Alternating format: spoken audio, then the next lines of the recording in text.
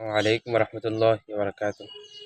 আজকে মোবাইল চালাতে চালাতে দেখলাম একটা জিনিস দেখলাম আর কি কি নাসিরউদ্দিন পাটোয়ারি নামে মানহানির মামলা করছে। দেখেন নাসিরউদ্দিন পাটোয়ারির বিরুদ্ধে মানহানির মামলা মির্জা আব্বাসের। তো কি বলে একটু শোনেন, কোন কারণে মানহানির মামলা দিচ্ছে। জননন্দিত নেতা, বারবার নির্বাচিত জনগণের নেতা মির্জা আব্বাস সাহেবকে হেয় প্রতিপন্ন করার জন্য বিভিন্ন সময় বিভিন্ন কিছু বলতেছিলেন এবং সর্বশেষ আপনারা দেখেছেন যে নিউজ আপনার 969 এবং মানহানির মামলা উনি বলেছেন, আমি তো কিছু বুঝতেছি না নাসির ভাই কি কইব। এই ঢাকা 4 ও 16 আসনের ভোটের সরঞ্জাম হেফাজতে নেওয়ার নির্দেশ। আবার মির্জা আব্বাসের মানহানি মামলা। আবার দেখতেছি যে জগতে কোনো রাষ্ট্রপতি এত বিপদে পড়েছে বলে আমার মনে হয় নাই। শিশির মনির কইছে। আমি একটা জিনিস ফেসে যাচ্ছেন, নাসিরউদ্দিন পাটোয়ারি শেষ পর্যন্ত ফেসে যাচ্ছেন।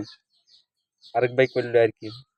তাই এখানে উনি কি নিউজ একটা মামলা দেখলাম, মির্জা আব্বাস মামলা করেছেন। আমি প্রথম দেখি না নিউজ আন্তর্জাতিক মিডিয়াগুলোর মাধ্যমে মামলা হইতেছে। মানহানির মামলা আমি তো ধরনা দেই খুব ভালো বাংলাদেশে সেটা বলা যায় না, এগুলি শেষ পর্যন্ত আর এখন ঝুলে যায়।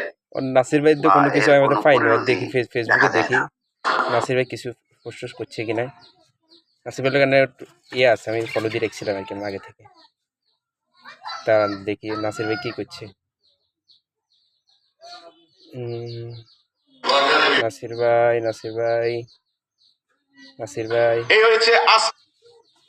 এই তো নাসির ভাই ফেসবুকও আছে কিছু কিছু নিউজ।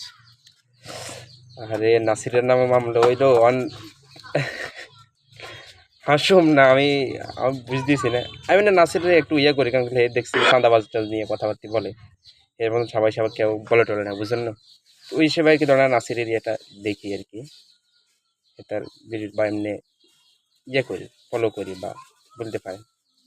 লোকটা ভালো এমনি সবাই শেষে ভাই, এর সবাই সব কারণে কারোর লগে করতে হাইতেন না।